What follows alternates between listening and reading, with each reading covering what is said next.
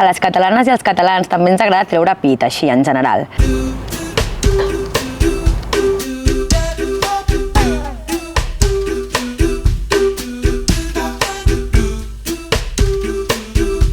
Hola, soy Andrea Genovar, autora de Consumir Preferentemente. Yo quería reflejar un poco toda la sobreestimulación, lo caótico, lo diverso, lo heterogéneo que tenía una ciudad moderna como es Barcelona. Entonces, de la misma manera que, por ejemplo, utilizo la lectura de una etiqueta o el cuerpo de un correo, la proyección de la protagonista mediante una escena teatral, el bilingüismo, en este caso también me servía para hacer un estilo pues totalmente plural, ¿no? Con muchos tipos de registros y códigos e interferencias distintas, y estaba al servicio al final de ese resultado estilístico final. Para mí Barcelona no significa tanto para mí consumir preferentemente no habla tanto de Barcelona, que también, sino de lo que supone hoy en día vivir en una ciudad moderna del primer mundo como es Barcelona, pero que quizás, y digo quizás, me lo imagino, podría ser Londres o Berlín, en el sentido que son ciudades como atravesadas, ¿no? Por un gran impacto tecnológico, muy expuestas al mercado internacional, que quieren tener que ser capital de todo aquello cultural, de todo aquello nuevo, que tienen un discurso integrador, pero que a la vez tienen estructuras muy precarias para la gente que vive en esas ciudades. Entonces, para mí quería reflejar todo eso, y obviamente es verdad que elegí Barcelona porque es la ciudad que conozco más y que me servía a mí literariamente para ambientar todos aquellos conflictos de los que yo quería dar cuenta, y a la vez también porque es verdad que, además de reflejar esto que hoy en día, ¿no? Es lo que contiene la gran ciudad, reflejarlo desde el estilo en una ciudad como Barcelona también era un marco que me podía enriquecer mucho con lo que yo quería hacer, por precisamente la idea de lo bilingüe o todo aquello incluso de otros idiomas que viven en Barcelona, como esto, la gente de expats, startups y todo, bueno, esta nueva sociabilidad, ¿no? que tenemos en nuestra ciudad. Mira, es una historia muy poco romántica, pero básicamente yo siempre he escrito, ¿no? Que también reivindico mucho que una cosa es publicar, la otra escribir, y muchas veces parece que cuando publicas por primera vez es la primera vez que escribes o la primera vez que escribes algo, ¿no? Y ese no era mi caso. Yo, bueno, he leído y he escrito desde hace mucho tiempo, pero quería tener un proyecto más grande o más sólido en el tiempo, como es la novela, ¿no? Que ahora mismo no comparto esa idea de solvencia de lo que es el género de la novela, pero bueno, cuando empecé sí, como buena persona jovenzuela, estudiante de teoría literaria. Entonces, básicamente yo me di cuenta que no podía proyectar una historia en una estructura más canónica, más clásica, más lineal, ¿no? Más evolutiva, sino que básicamente me atraían ideas, pero que ideas que no estaban conectadas entre ellas mismas y que no podían ser tan coherentes o no podían tener esa estructura clásica que era a través de la que yo proyectaba. Entonces, pensando sobre la propia imposibilidad de proyectar, me empecé a cuestionar mucho cómo pensamos, las constantes interrupciones que tenemos, si hoy es posible tener un relato único sobre las cosas, o por qué nos angustia no tenerlo, y cómo eso está ligado, ¿no? En una contemporaneidad sobre todo urbana, aunque también puede ser cuestionada, igual que se cuestiona en la novela cuando Alba se va al pueblo, que realmente no cambia tanto su forma de pensar y de relacionarse con el entorno.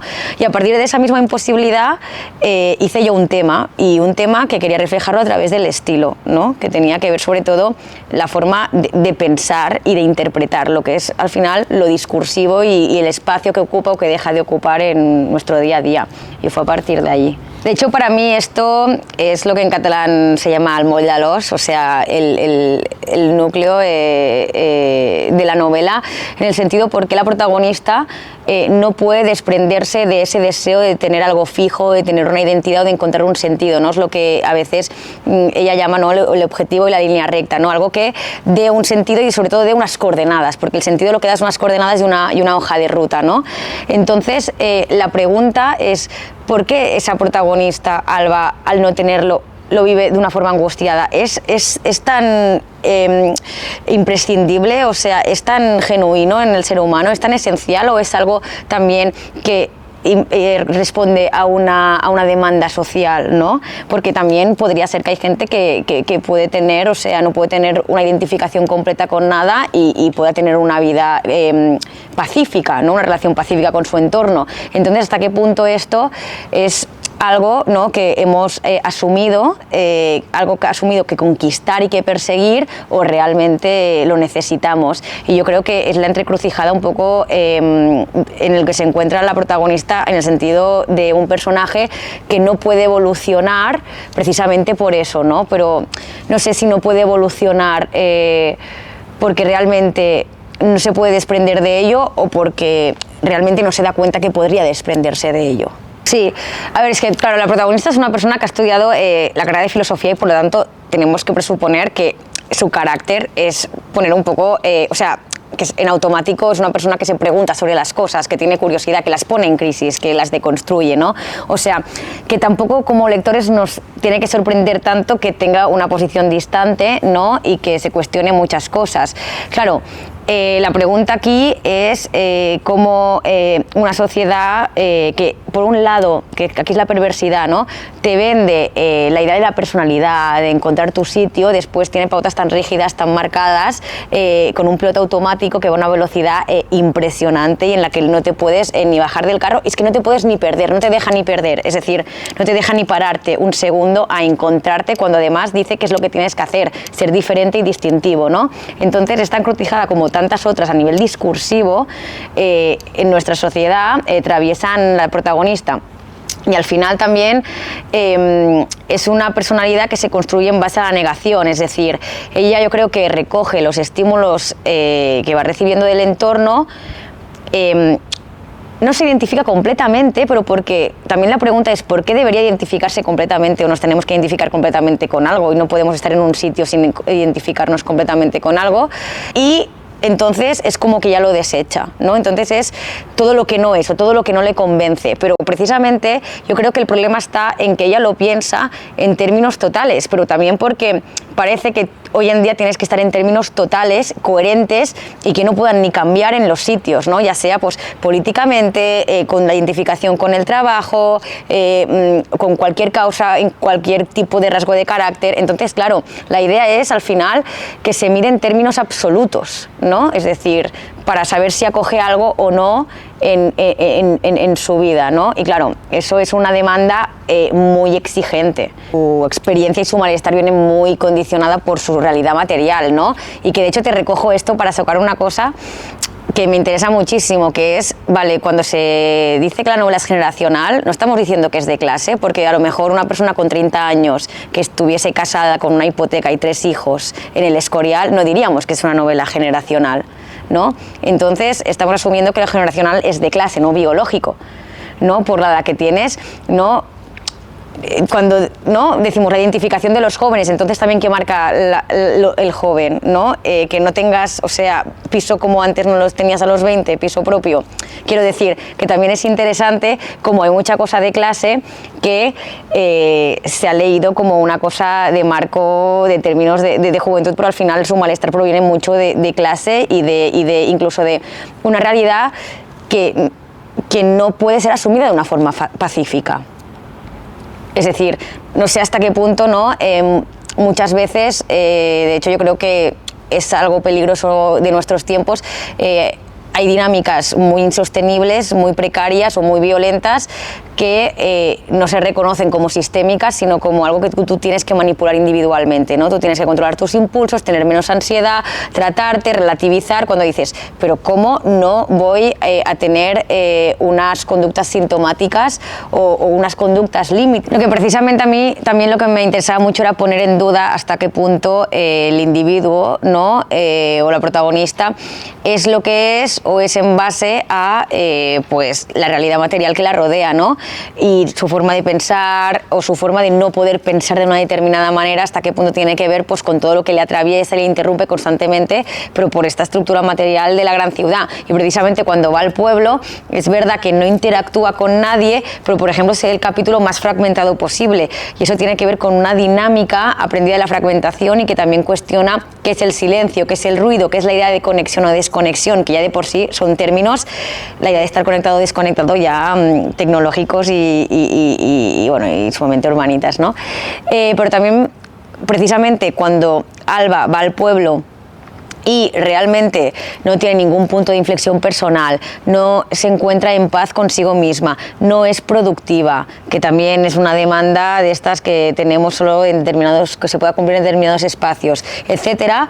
También hay una pregunta interesante, que es si podemos, por ejemplo, pensar las novelas en términos de lo rural y lo urbano en el 2023, cuando tienes wifi igual, cuando eres esclava de tu autoimagen también en redes sociales o en cualquier cosa, y piensas de determinados términos, o incluso cuando consultas el horario de los autobuses, de ir del pueblo a la estación de Valladolid desde el teléfono móvil, ¿no? Y no vas a la parada como tal. Es decir, tiene sentido todavía que hoy en día incluso estemos pensando en términos de lo urbano y lo rural, o tiene más sentido que pensemos desde otras lógicas, ¿no? Que tiene que ver con la idea del simulacro, con la idea de lo virtual, con la idea de la velocidad, ¿no? Y todos otros tipos de conceptos que también han cambiado mucho, pero que atraviesan todos los espacios físicos.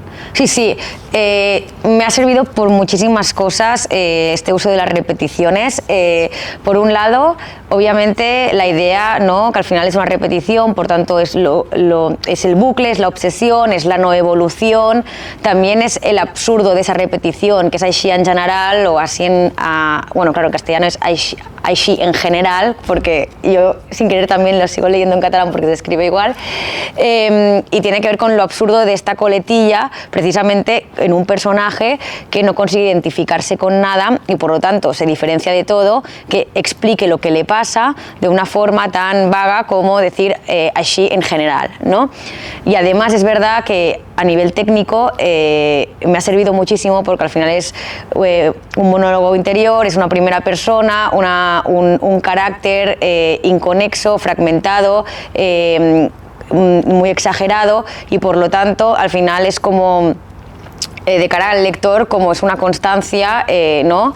Como un punto de anclaje que mantiene cierta concentración, o que resitúa al lector, o resitúa incluso también a la protagonista y a la estructura de la novela. Sí, yo creo que no sé si sería la tesis de la novela, o sea, de hecho me gustaría pensar que la tesis de la novela es básicamente una pregunta. Y es la pregunta precisamente si podemos vivir sin tesis de una forma pacífica, ¿no? Si podemos desprendernos de la necesidad de anclarnos a una tesis o a un relato solvente, o si los relatos pueden ser esencialmente solventes y no contradictorios, ¿no? Pero sí que es verdad esto que creo que hoy en día no hay un dentro y un afuera, sino que estamos en una realidad que en mayor o menor medida, pero todo nos acaba atravesando, todo nos acaba interrumpiendo, es decir, no somos absolutamente independientes o ajenos a nada, todo es tangente. Y a partir de aquí, pues básicamente lo problemático, la lucha es hasta qué punto conciliamos o podemos reducir o amplificar con lo que nos roza, ¿no? Inevitablemente. Pero obviamente sí, yo creo que además también los márgenes en esta novela son posibles por el tono, y el tono es el humor, es el cinismo, es la sátira, es la ironía, que al final son tonos que implican una distancia, porque yo siempre digo que este tipo de tonos no pueden existir sin que la persona sin que existan dos pasos, ¿no? El primero es ser muy consciente de tu entorno y por lo tanto reconocerlo, ser crítico con él, analizarlo y después un segundo paso que ya es desactivar aquello a partir de otros recursos más literarios, como pues, por ejemplo, eso puede ser la burla, puede ser la mofa, puede ser la hipérbole, puede ser la ironía misma o el sarcasmo, la sátira. Entonces, el humor en sí mismo no puede tener un componente crítico realista, ¿no? Y precisamente a veces la realidad es tan dura que esto lo vemos, yo creo, en la protagonista, que precisamente si no tuviera humor se hundiría o sería depresiva. Precisamente puede establecer una distancia que le permite sobrevivir, pero a cambio de una apatía generalizada. Al final ella tiene un motor de búsqueda, ¿no? Yo creo que aunque ella a lo mejor sea escéptica con ella, no puede desprenderse de esa necesidad de cubrir aquello que ve en su entorno. Por ejemplo, yo creo que Alba, por ejemplo, tiene el error de pensar que su mejor amiga, Berta, que está haciendo el doctorado, es una persona privilegiada. No es una persona privilegiada realmente, porque es una persona que ha elegido algo que ella no ha querido elegir. Lo que a ella le pasa es que en el fondo Alba tiene envidia de que Berta, o igual que la persona con la que se acuesta, Uri, son personas que han identificado su deseo y viven de acuerdo con él. Berta cree en la academia y se está formando para ser profesora universitaria o lo que sea, haciendo su tesis en el doctorado. Uri es la persona esta con quien tiene una relación que no sabe ni cómo definirla ella misma. Es una persona que cree en el periodismo de hoy en día y trabaja en la redacción y está orgullosa y siente que tiene un papel en el mundo y que está cumpliendo con él.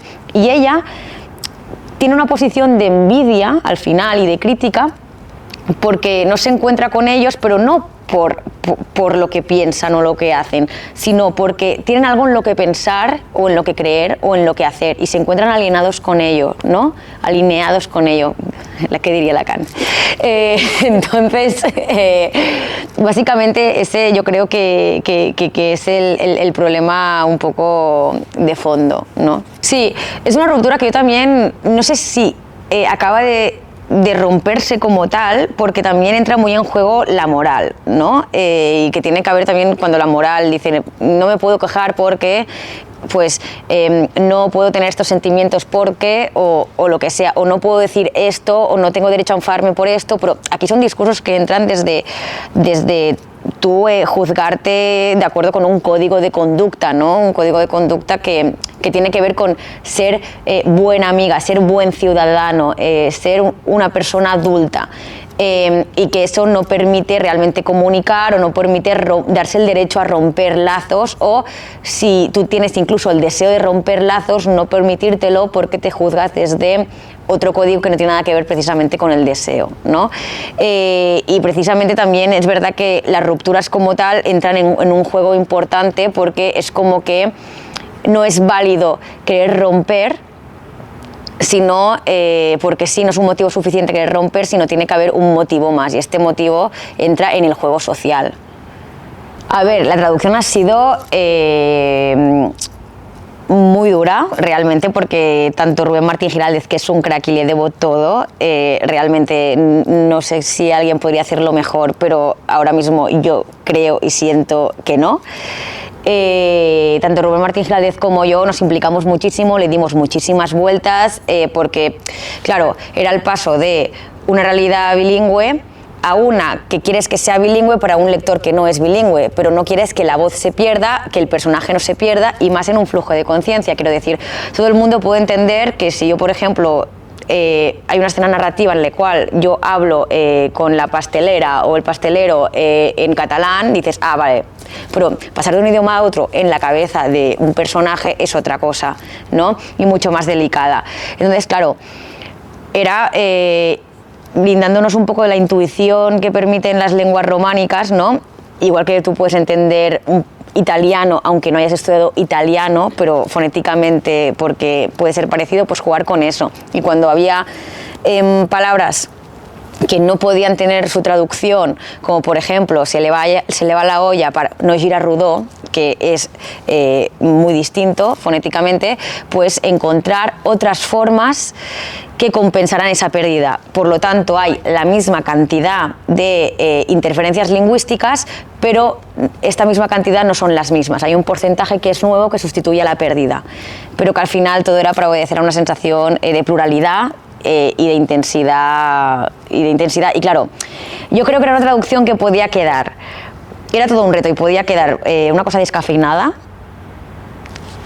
o un notable, o sea, pero quiero decir, porque a medio gas ya era un suspendido, no se notaba, ya no, o sea, era en términos absolutos el reto. Y claro, eso pues ha sido de muchas revisiones y también de mucha neurosis, porque al final Anagrama tiene la sede en catalán, los correctores, editores en catalán. Rubén Martín Giraldez, aunque tenga la lengua materna castellana, es una persona que escucha cada día el catalán y es catalán. El corrector de estilo también, y claro, tú piensas, ¿hasta qué punto yo estoy haciendo una intrusión en catalán, una interferencia en catalán, para un castellano parlante que nunca ha escuchado catalán? Y pienso que su intuición lo va a entender. Es decir, ¿quién soy yo que soy bilingüe para asumir eso de alguien que no es bilingüe por nacimiento?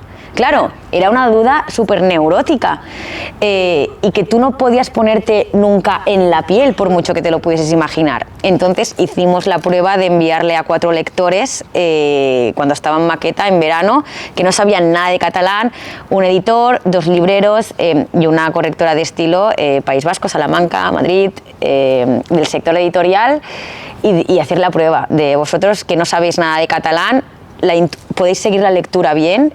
Y cuando aparece el catalán podéis tirar millas intuitivamente. Nos dieron el feedback, 2 cositas, pero era todo positivo, y ya la neurosis se desactivó, pero claro, si no, daba mucho miedo ir a imprenta con eso.